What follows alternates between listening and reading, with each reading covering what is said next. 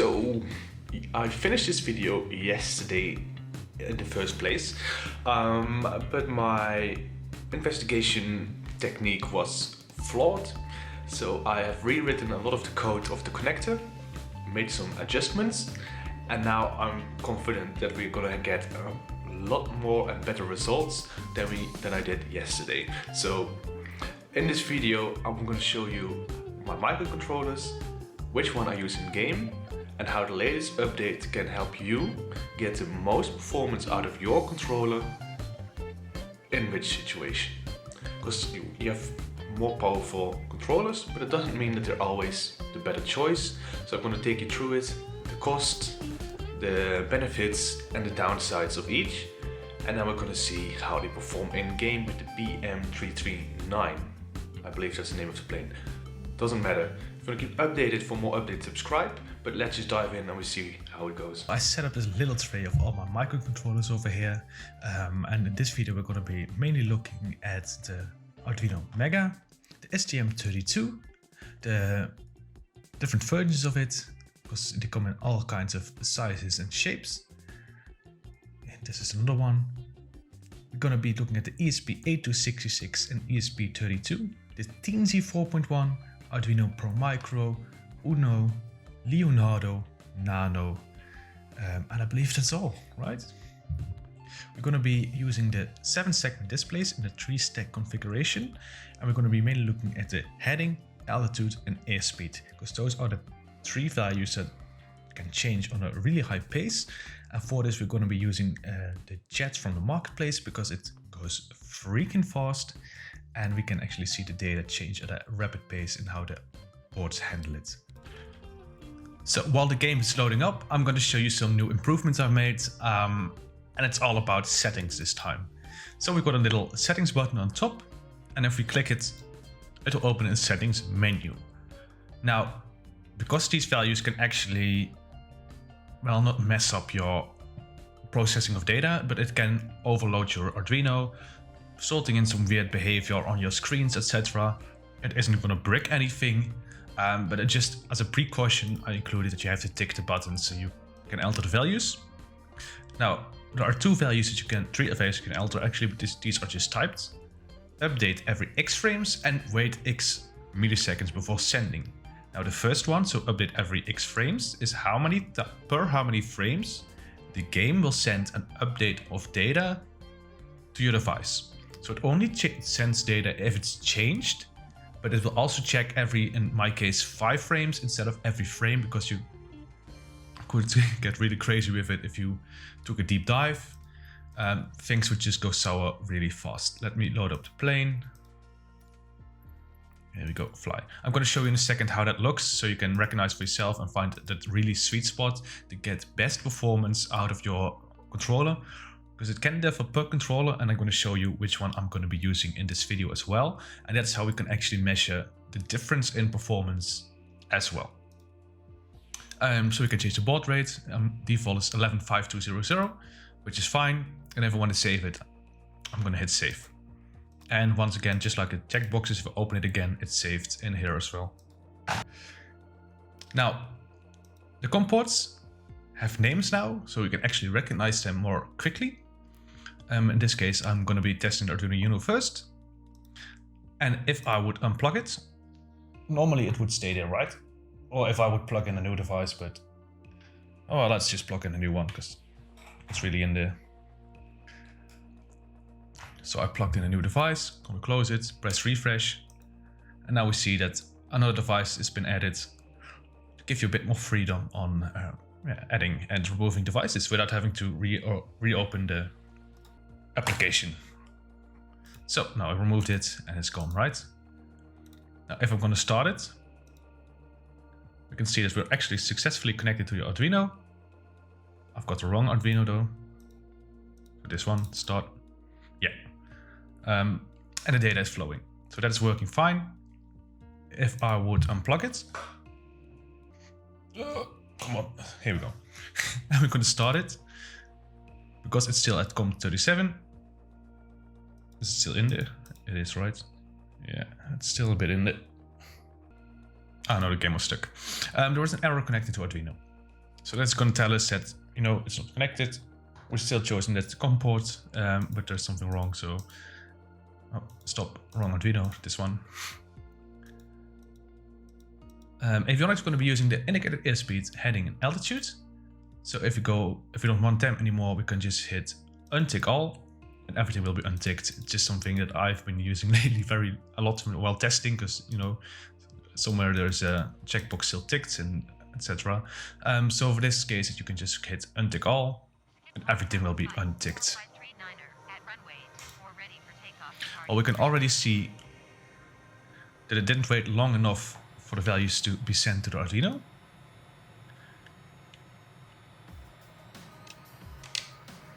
And I've chosen this plane because it is a fast plane, so the values will change at a rapid pace as well. See, it goes well overall. Oh. Perhaps I should have chosen a bit more clear weather.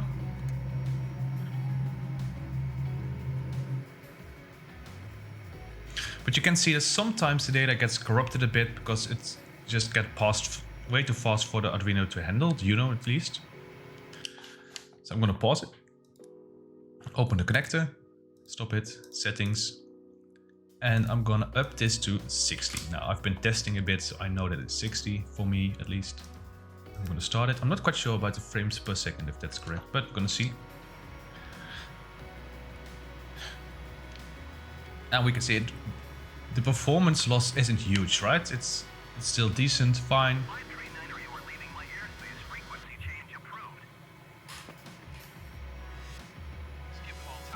And I'm going to show you when it's more prevalent than when it isn't on a Uno. Because, you know, if you fly normally, it's fine. If I pause it, the data is up to date.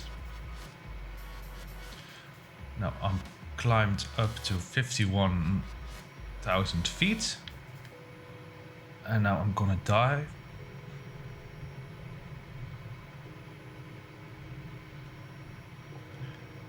Really making a spin for the floor. And if I pause it, we can see that the data really needs to sluggishly still come in, right? So it can process the data fine if you fly normally. If you want to fly like I just did, the Uno is a bit more sluggish. And that's because it has quite a weak processor, only 16 megahertz, weak RAM, only 2 kilobytes, if I'm correct. Yeah. So it isn't the most powerful device, but it works for most cases and it's dirt cheap. There are some controllers that are even cheaper, like the STM32, which I'll get to in a second. But for now, the Arduino Uno or Nano, I would go with a Nano because it's a smaller form factor, does the same, has the same power, and it's like 1/3 the size. So I don't see any plus in the Uno anymore. If you use a Uno Nano or Mega, it's important to connect a capacitor between ground and the reset button. I know I said this many times, but I keep forgetting it. So I'm just going to repeat it. Here we go. So you see that it's just stuck in there. You can create some contraptions to do this for you. So I've gone with a 10 UF one. 4 UF would work as well, 4.7 at least. I don't know if anything in between, I guess. And if it doesn't work, just flip it around and make sure that's really good in there, right? So that was the Uno Nano. Works fine. Can be a bit sluggish if it gets overloaded with data. Has quite limited I/O, especially the Uno. But the Nano has a bit more I/O. Smaller form factor, easy to use. I use this in my throttle. So for those kind of applications, perfect, right? Nothing to complain about. Now, next up is our Arduino Mega, which has 54 digital I/O pins. It has 16 analog input pins. Let's see. It has a 16 megahertz clock speed. All the Arduinos have that. I have in stock. And it has a bit more RAM than the Uno or Nano because it has 8 kilobytes. So that's 4 times the RAM. but the clock speed is the same. So the main pro about this one is that it has way more I/O capabilities. You know, you could hook up 45 buttons without ever having to use a shift register or an input register like the C4060, I believe. So that's a big plus. They are quite cheap as well if you buy the knockoff ones. I don't see why I would buy the real ones. Only downside is if you buy a knockoff one that you're never quite sure what you're gonna get. So we're gonna hook it up with one of those printer connections as well. I'm going to see if we can actually get more performance out of this one, because in theory the RAM should be more should perform better. But if it doesn't practice, we never know. Okay, so for this one I went with some different settings because it has more RAM. I'm going to see if 40 milliseconds is actually going to work fine with the Mega. It didn't work fine with the Uno because now you could get all those random numbers that would just, because it couldn't handle it in a proper manner, it was just overflown and then the numbers would just randomly appear on the screen. So we're going to check with 40 and see if we actually can get a little bit more extra performance out of it. Hit save. And I'm going to start. Now we can already see that the first values went wrong. And for just, you know, so we can actually see what is happening. Clear skies. So 40 is already too much, maybe perhaps 50. Save, stop, and start.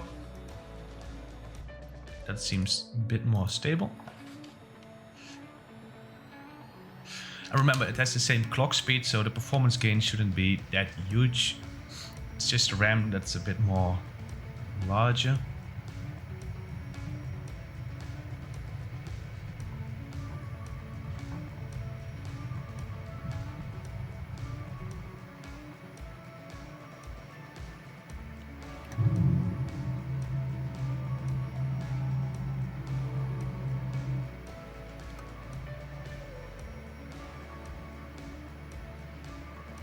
There we go, and could already see some things going wrong there, yeah.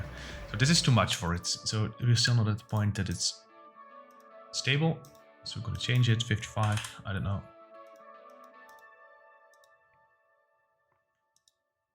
Stop, start.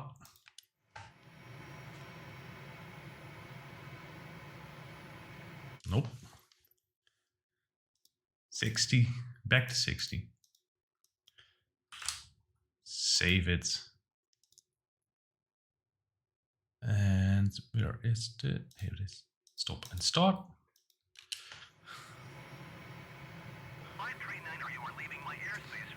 Now, like I expected, it works now, but the performance, there is not really a performance gain. I'm gonna see if I'm gonna climb to 70, drop down and see if it needs a bit more space to process.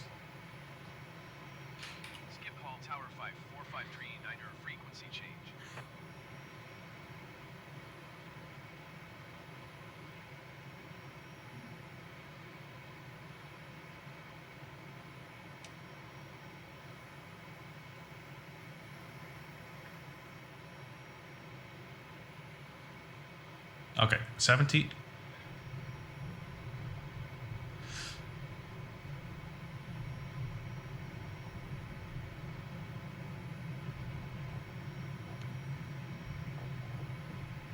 And we stop.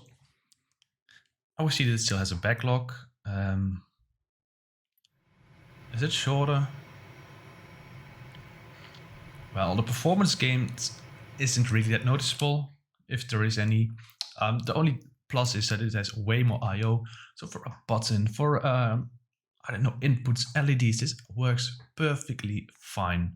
If you want high-paced, lots of data coming in, this can perhaps lag behind a bit on the other, in comparison to the other options.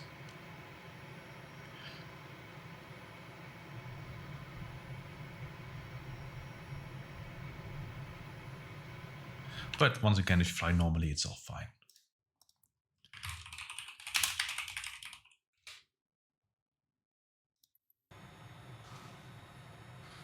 Okay, so we still have our Arduino Leonardo. and our Pro Micro, which is again a smaller form factor.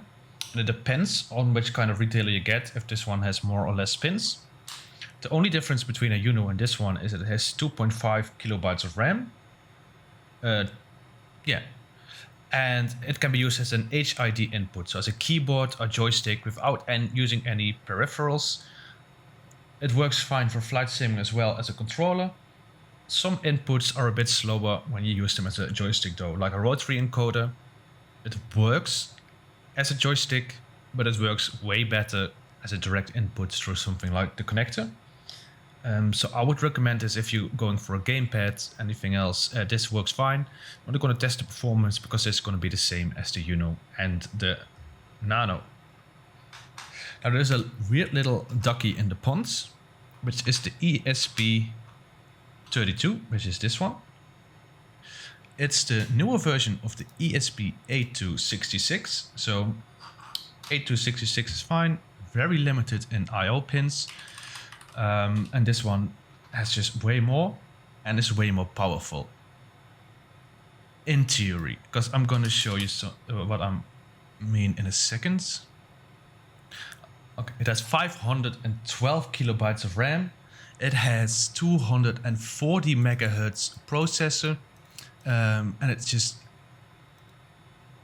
has 43 I/O pins. So all in all, built-in Wi-Fi, built-in Bluetooth.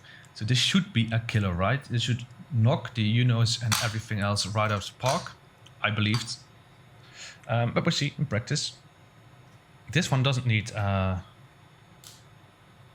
capacitor between the inputs. Okay, so the ESP32 is a weird little ducky that I can't wrap my head around. It works just in the Arduino environment. Only thing you need to do is go to Settings, Preferences, Additional Boards Manager URLs, click on it, click for a list of unofficial boards, and add, that goes to the website of a list of all the unofficial boards. Won't open right now, but from there on you can find this link. You need to paste this in, okay, and then go to Tools, Boards Manager, and look for the ESP32. That's all it is. Works with the same Arduino code as we're used to, just on another platform. So the weird thing is that I can throw this down to 3, which is fine in itself. So I see here Silicon Labs, URT Bridge. You need to install the drivers as well from their websites. But if we go to the performance of at least the USB serial speed, that's the only thing I'm talking about, so don't get me wrong. Oh, I think I got it on the...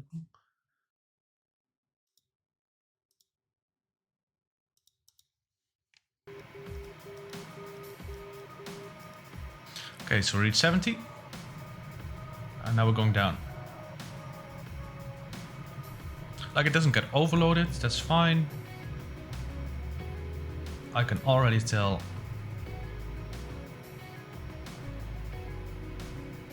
Like, if I hit pause,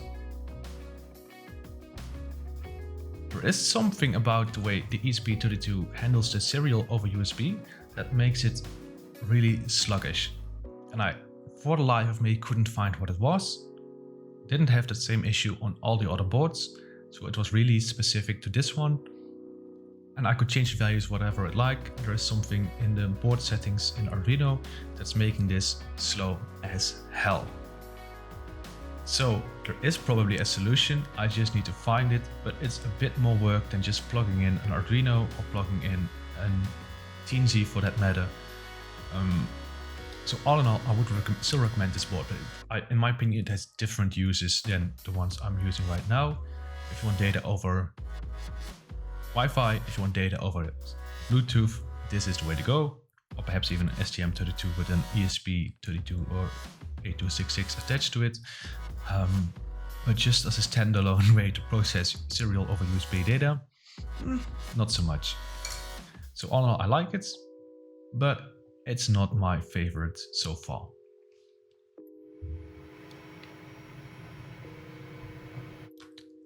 So you can already see for that little short period that there's a huge backlog. So I'm just going to unhook it and go straight to the next one, the STM32s. Now the STM32s come in different sizes and shapes, but they're all, at least these are all the same chip. We have this one, we have this one is USB-C, this one has a micro USB, a mini USB, and we have the square ones. Now the beauty about these ones are that they're only €3.23, and the performance should be way better than the Nano, but I haven't tested it yet, so we're gonna see how they perform. So 72 megahertz on the CPU, on the clock speed, and it has 20 kilobytes of RAM, so that's a lot more than the Arduinos, but I haven't tested the serial communication yet. Now they are just like the ESP32, you need to add the boards in the board manager. From there on, you can select if you want USB support for serial, etc. This one only supports at low speed. So there are boards out there that have a high speed capacity, but this one doesn't, and I think that has something to do with the price tag. And besides the board itself, you also need an ST-Link to program the board with these pins. Make sure to align the pins that are mentioned on here. Only 4 are needed, with the pins on the device itself. Now these are also $1 a piece, so that won't set you back that much.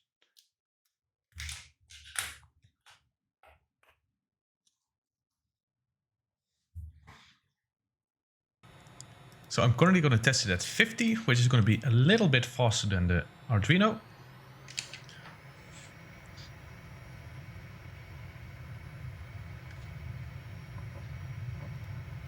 I don't know what, perhaps we can even change this to 45.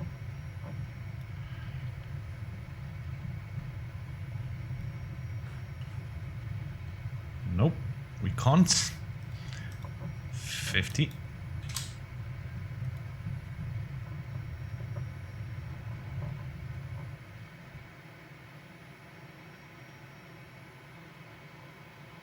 Ooh. 60.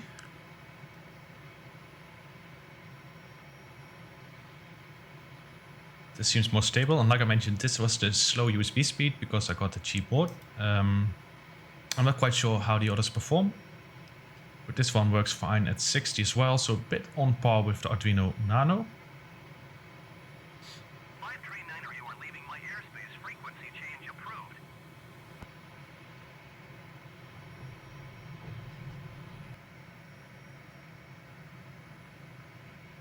Okay, and now we just dive.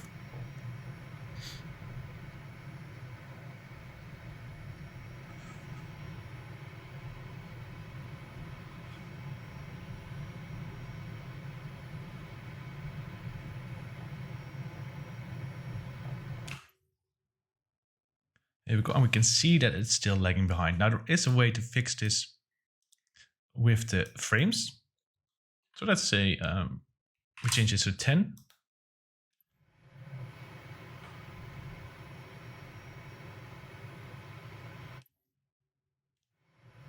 Oh, and then we do need to restart the connector if we change the frames.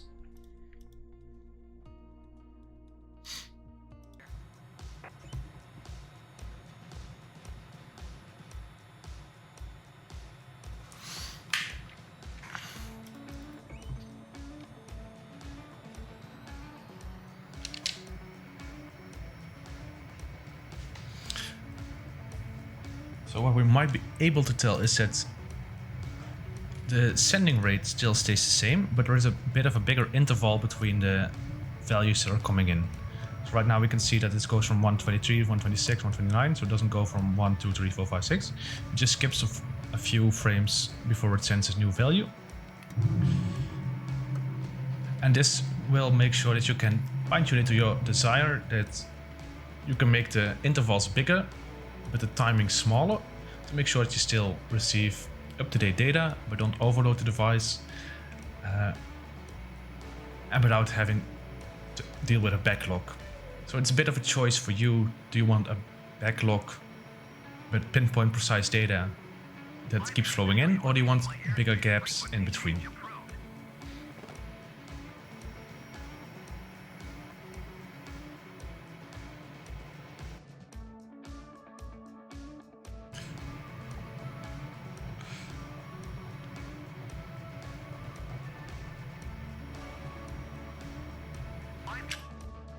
See how it instantly stops? And that's because we've increased the frame size, but we kept the update time low. So it has more, it receives data on a smaller interval, but it sends data faster. So that's something that you can make a choice for yourself. The STM32, once again, like the ESP32, works fine. It processes it decently, but it isn't a powerful beast like I hoped it would be over the USB communication. Now, there are, it isn't all about brute forcing as much USB information on it. The plus about these things is, and the ESP I believe as well, is that they can also be used outside of the Arduino environment. Because we can really program this as hardware, like C++, C, to really go into the registers, make this the most optimized device possible. So that's something, if you want to grow out of the Arduino, these give you a more stepping stone on how to do it, and they give you more freedom to, expand in the future.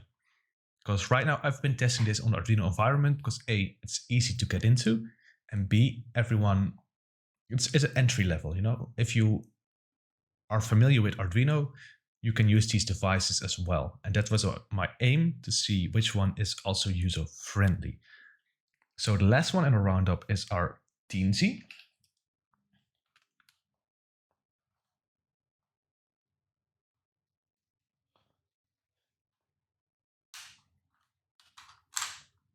Now it has multiple versions, but I went with the 4.1.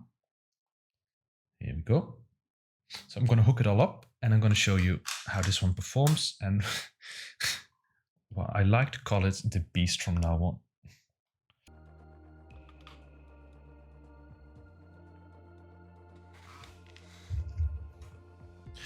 Now the Teensy is a bit on the more expensive side. I believe this one comes in at 30 euros.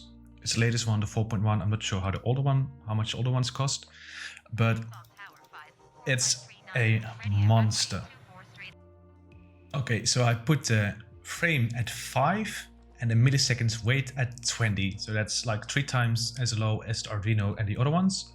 And the update every frame is also half as large. So with the Teensy, you have the option to use it as a serial device, of course, but there's even more. You could also set it up as a triple serial device. So it's one USB connection that will show up in Windows as 3 independent serial comms. So I'm just going to show you tools, USB serial. Let's first watch the ports, only 39 Teensy, right? So now we do triple serial, upload. This one is the same, you just need to download the drivers, by the way, you don't need any hardware. Here we go, and now if you go to the ports, we see that there are actually 35, 36 and 33 are new. So it just magically edits serial devices, and here we now have 3 serial comms. Yeah, this is the correct one. Okay, the performance is also something to write home about. It has 8 megabytes flash memory, 1 megabyte of RAM, so not kilobytes, 1 megabyte. It has here we see the CPU speed of 600 megahertz. It can be overclocked until 1.0008 gigahertz. It does require cooling though, so keep that in mind if you decide to do this, that it will run way hotter. You can also underclock it, to save energy. You can use it as an HID device, MIDI device, audio device, all a flight stick, it's built in. It's all built in, flight sim controls plus joystick. So it's a beast.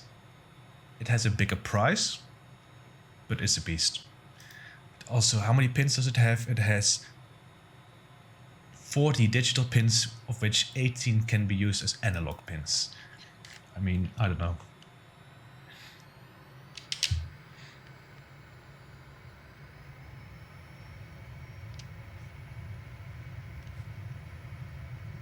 Look how smooth those numbers transition.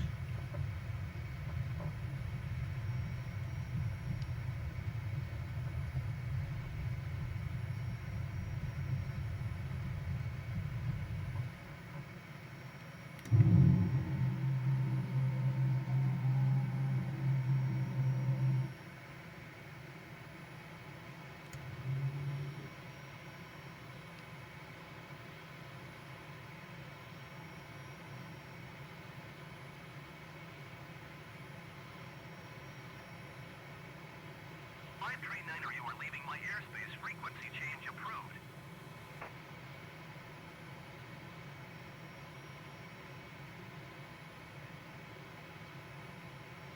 I want to change the scene of scenery, so I'm gonna go to the left. I've always been going to the left, haven't I?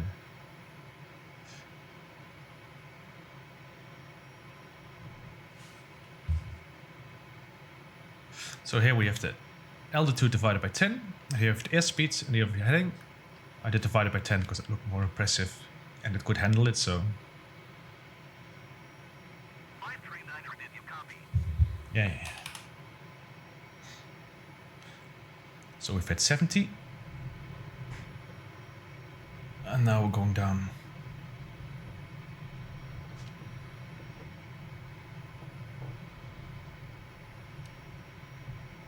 And we hit pause and it's instantly up to date.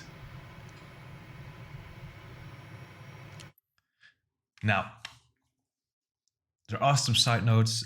It's great, but it costs like 6 times as much as the rest. So I would recommend it, but it isn't needed for every project you make. If you just want to make a simple toggle box, please just go for a Nano, Pro Micro, whatever. If you want a more demanding task, go with the Teensy, ESP32 or STM32. The former two are are on par on the visual performance with the Arduinos. And remember, this is all visual measurement. So how does it feel? It isn't measured in milliseconds. It isn't measured in frames or, it isn't scientific. But if you use it, you aren't going to you're going to see that much difference, even though it is more powerful if you use it for serial communication, right? I'm not talking about IOs. If we take a look at the TFT screens, like I did on my previous video, for example, the STM32 and the ESP32 outshine the Arduinos by a long run. So that's the main point that I want you to take away from this is look at what your project needs. Does it need something that requires lots of CPU power, like a TFT screen, graphics, etc.? Go with something more beefy, the ESP32, STM32, you need Wi-Fi. ESP32, you need almost a computer on your breadboard. Go for the Teensy.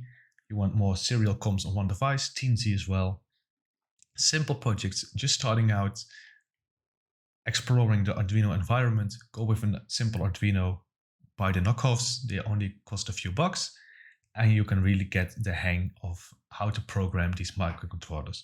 Because I believe if I just started with the STM32 and had to do the drivers, use ST-Link, etc., I would really be demotivated because it already took me some time to get it right because I messed some things up. So if I started with this one, I don't think I would have put myself to it to really finish any project at all in the beginning. So the Arduinos are great for those projects, as well as just simple I/O inputs, outputs.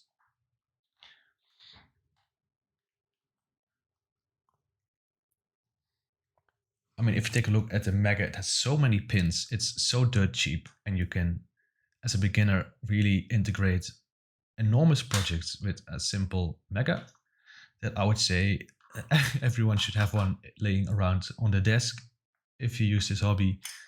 If you enjoy this hobby, Leonardo as well, they get used to the HID library, but the Teensy will work as well, but then the controller immediately becomes $25 more expensive. So I hope this gave you a good impression. I hope it gave a good demonstration of the performance gain you can look for by altering these options for yourself. I hope you got more insight in If your game is connected, you can refresh, it makes it more easier to use. You can untick all to untick everything at once. So all in all, this was mainly some quality of life updates that I hope you're gonna like. Now, if you liked it, leave a like, and if you could update and subscribe. And I hope to see you in the next update.